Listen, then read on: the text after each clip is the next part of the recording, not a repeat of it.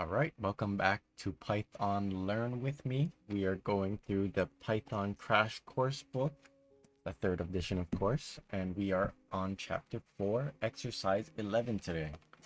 And so what this chapter wants us to do is start off with the list we began the chapter with about pizzas. So we're gonna copy this program.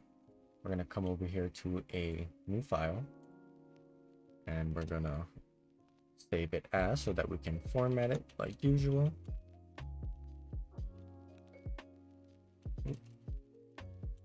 Almost messed that up.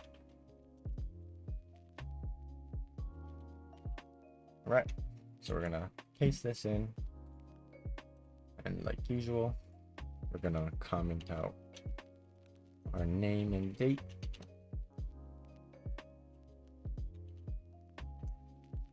Right. So what the example says is start with your program from exercise 4.1. Make a copy of the list of pizzas and call it friend pizzas, then do the following. So let's get started with making a copy of the pizzas list. So to do that, we have to start off by saying what the name of the new list is. So let's call it friend underscore pizzas, and we're going to equate that to our list called, we're going to change the name of this actually, we're going to call this my pizzas. My pizzas. So we have to change everything. All right, so everything should be good. So now we tell it what to equate this list to. So for copying a list, we say is equal to my pizzas, but now we give it the brackets with the empty colon, or not empty colon, but the colon with two empty sides. So like I was explaining in the last video, when you leave these blank, it'll automatically read the first and the last items respectively and copy everything in between. So if I were to say 0 to 1, it would only copy this. If I were to say 0 to 2, it would copy these, so on and so forth. So while we leave this blank, it's making a copy of this whole list. So it's really important to make sure to have the brackets with the colon, because if you do not have this, it is going to end up just saying this list is equal to this list, and every change you make to this list will be reflected into this list. I just realized I have a typo, so sorry for the dogs barking. All right, so when we come down, the next thing this list wants us to do is add a new pizza to the original list. So we already know how to append things to lists. We're just gonna say my pizzas dot append, and we can add in a combination pizza.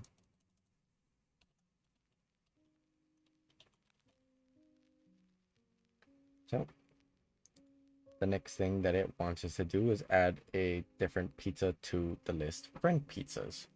So we can come down here and say friend pizzas dot append, and we're going to give it cheese.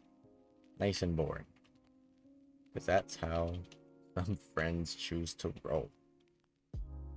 All right, and so now it is asking us to prove that we have two separate lists. Print the message my favorite pizzas are, and then use a for loop to print the first list, and print the message my friends pizzas are, and then use a for loop to print the second list. Make sure each new pizza is stored in the appropriate list. So we're going to come down and say, with a print statement, my favorite pizzas are,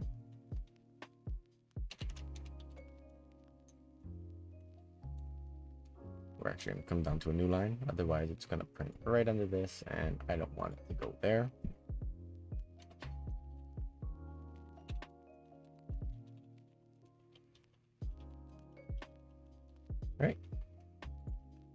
And so now when we want to print this list, we can have it print out using a for loop saying for players or for pizzas in. So come down here, say for, right, sorry for the cut. There was a lot of noise that came up. So we can say for pizza, I don't know why I did double A, for pizza in my pizzas, and then we can give it a area to do. We're just going to give it a blank sides of the colon so that it knows to read this entire list plus whatever got appended. We're going to come back down here, and then we're going to say, can't forget the second colon when you're using a for statement. Come down here, say print, and then my underscore pizzas, or sorry, pizza, not my pizzas. Print pizza dot title. All right. So now we can come down and do a second print statement on a new line.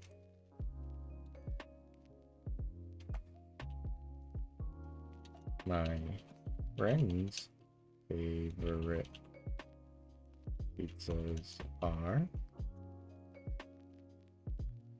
and then we can have for pizza in, I don't know if these have to be different. They might have to. We'll change it if it does. For pizza in friend pizzas. And then we'll do the same thing here. Print pizza dot title.